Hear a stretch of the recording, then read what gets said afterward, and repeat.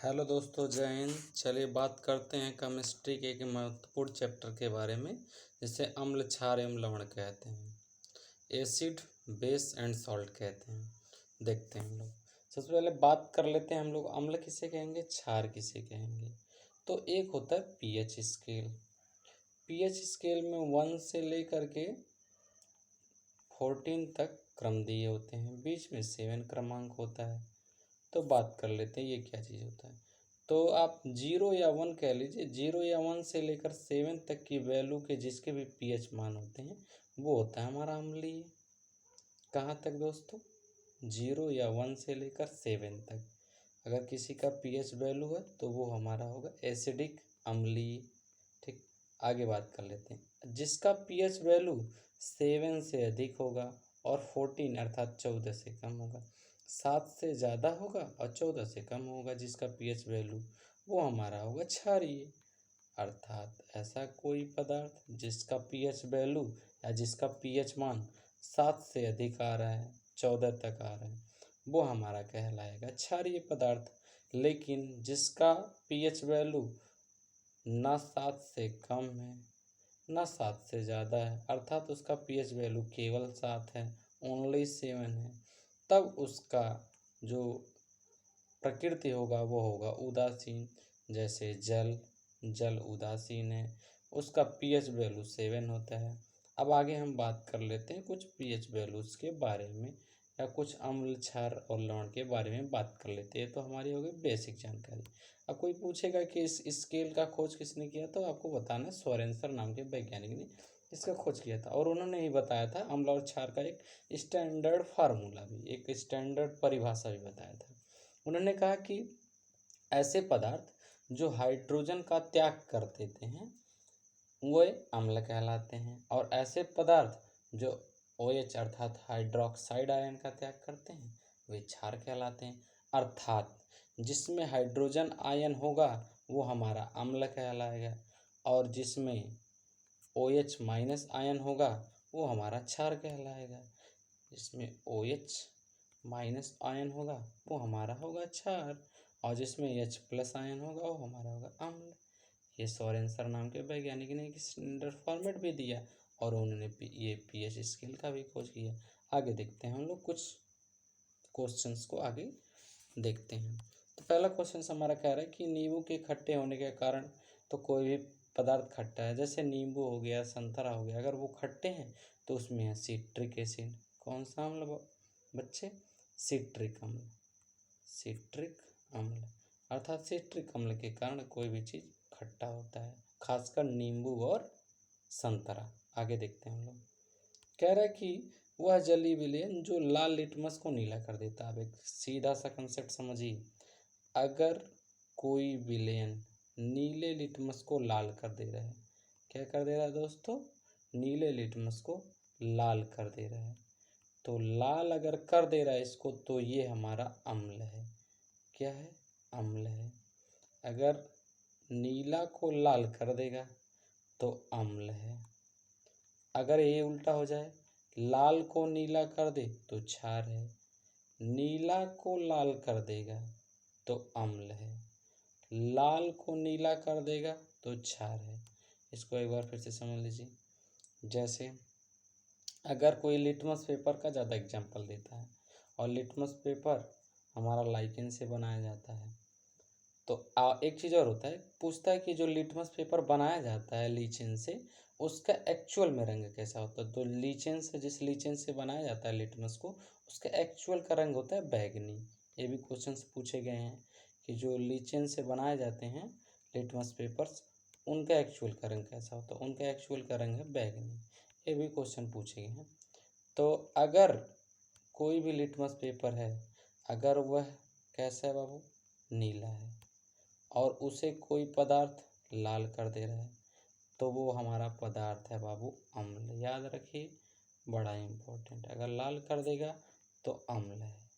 अगर ये उल्टा हो जाए, लाल लिटमस पेपर है, नीला कर दे रहा है कोई पदार्थ, तो वो क्षार है। आगे देखते हैं हम लोग। आगे कह रहे हैं कि कठोर परिश्रम के पश्चात थकान हो जाता है, आदमी को थकान महसूस करता है, तो ऐसा क्यों होता है।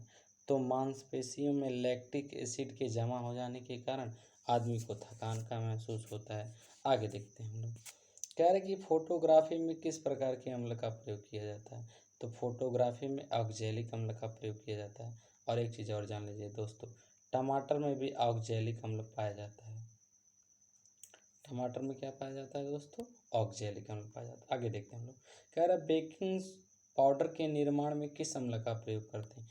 तो बेकिंग पाउडर के निर्माण में हम लोग टाइट्रिक अम्ल का प्रयोग करते हैं। और टाइट्रिक अम्ल दोस्तों इमली में पाया जाता है।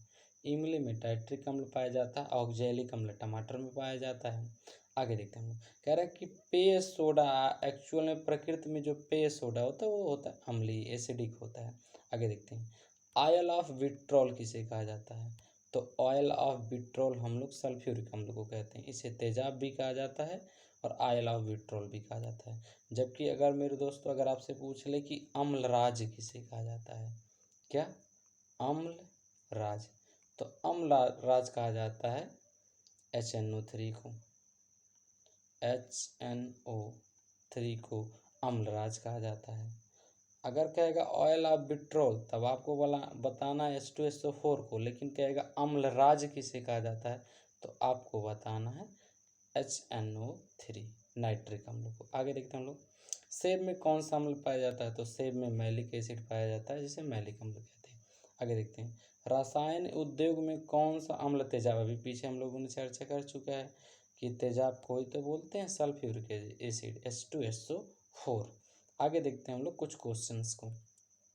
कुछ क्वेश्चंस यहाँ दिए गए हैं। कह रहे कि नीला थोथा किसे कहा जाता है।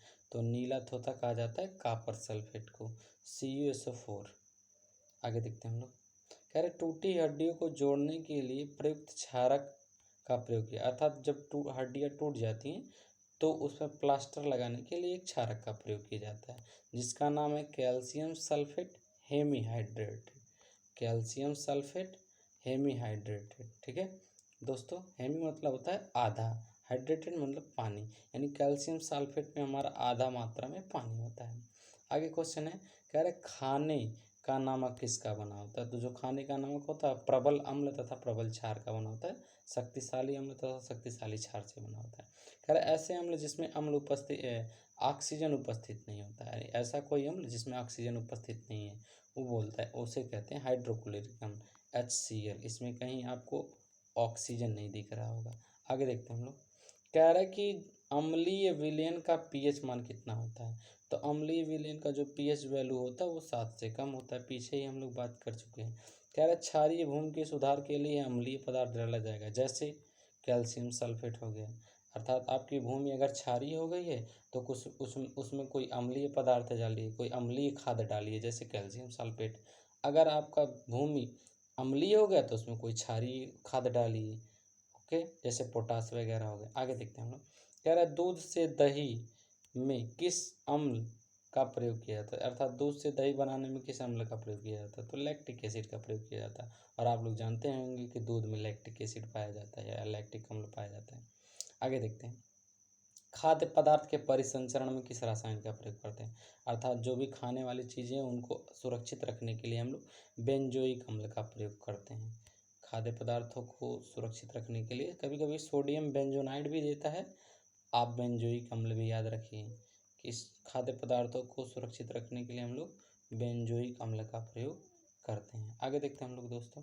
कह रहे कि स्वचालित वाहनों में प्रयोग होने वाली बैटरी में वही H2SO4 जिसे तेजाब कहते हैं। आगे देखना, मृदा में सर्वाधिक अम्ल मुक्त करने वाला तत्व कौन है। तो मृदा में सर्वाधिक अम्ल जो मुक्त करता है वो अमोनियम सल्फेट है। आगे कह रहे हैं कि जिप्सम का रासायनिक नाम क्या है, कैल्शियम सल्फेट। और यही जिप्सम है जिसका प्रयोग हम लोग प्लास्टर में करते हैं। प्लास्टर, हाथ का प्लास्टर, जब हाथ गोड़ों का भी टूट जाता है तो उसके ऊपर एक सफ़ेद कलर का प्लास्टर लगा जाता है, वही जिप्सम है, जिसे हम लोग पीछे पढ़े कैल्शियम सल्फेट हेमीहाइड्रेटेड। आगे देखते हैं हम लोग। कुछ पदार्थ जिसमें अम्ल पाए जाते हैं, अलग अलग तरह के अम्ल पाए जाते हैं, कुछ वस्तुएं हैं जैसे यहाँ पे दी हुई हैं। जैसे कह रहा सिट्रिक अम्ल कहाँ पाया जाता है, किस चीज़ में पाया जाता है।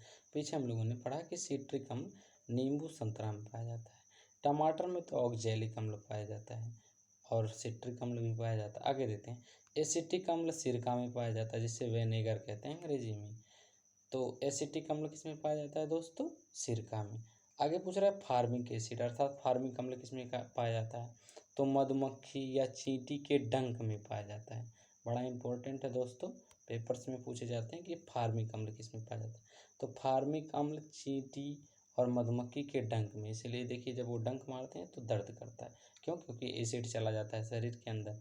लैक्टिक एसिड पीछे पड़ चुके हैं, खट्टा दूध या दही में पाया जाता है लैक्टिक एसिड। आगे एस्कॉर्बिक एसिड, एस्कॉर्बिक एसिड आंवला, पपीता, ब्रोकली। ब्रोकली क्या है दोस्तों? ये फूल गोभी जो होता है उसे कैलीफ्लावर जैसा ही होता है। आगे देखते हैं, टार्ट्रिक एसिड, टार्ट्रिक एसिड कच्चा आम में, इमली में, पीछे हम पढ़ चुके हैं हम लोग, इमली में टार्ट्रिक एसिड पाया जाता है।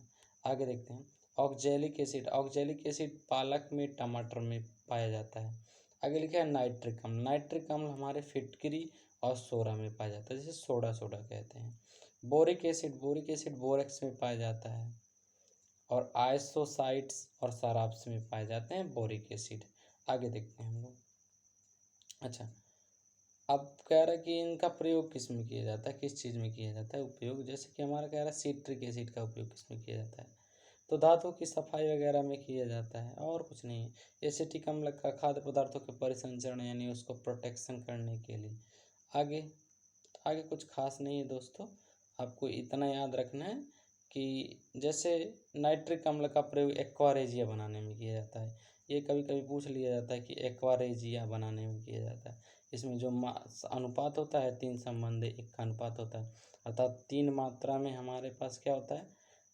HNO3 होता है और 1 मात्रा में HCl होता है। ठीक है दोस्तों, अब आज केमिस्ट्री यहीं तक। थैंक यू दोस्तों वीडियो देखने के लिए। और आप लोग चैनल को अगर नए हैं तो सब्सक्राइब कीजिए, ज़्यादा से ज़्यादा शेयर कीजिए, वीडियो को लाइक कीजिए। जय हिंद।